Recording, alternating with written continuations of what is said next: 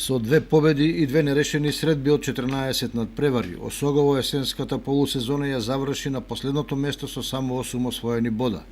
Изненадувачки добриот почеток, кога во првите 5 кола беа освоени 7 бода, ветуваше успешна второлигашка мисија на жолтосините. Меѓутоа, поремито со Каменица Саса во петтото коло, колата тргна надолу. Едноставно испливаа на површина сите недоречености во клубот, почнувајќи од управата преку тренерскиот кадар до фондот на фудбалери, врз сето тоа и нерешеното финансирање. Промената на раководството во екот на првенството и по промената на локалната власт е само преодно решение. 3 месеци помеѓу двете полусезони се период во кој треба да се изнедат решенија кои ќе дадат резултат на краток и подолг рок. Но дали тоа е можно? Адхок телото најави годишно собрание на клубот и договор како да се доигра првенството. Меѓутоа, никој не очекува волшебно стапче кој ќе ги реши проблемите, особено ако се знае дека клубот и луѓето околу него сите надежи ги вперуваат кон градоначалникот и локалната власт, каде што пак средствата се поограничени од кога и да е порано.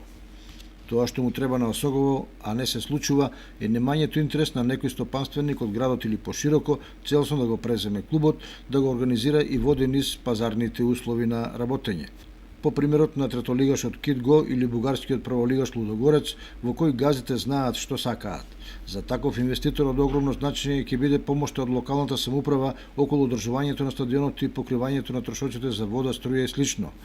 Вака како што сега социјалистички се поставени работите, при што еден дава, а друг ги троши парите, всушност представува бесконечно мачење на едниот и на другиот.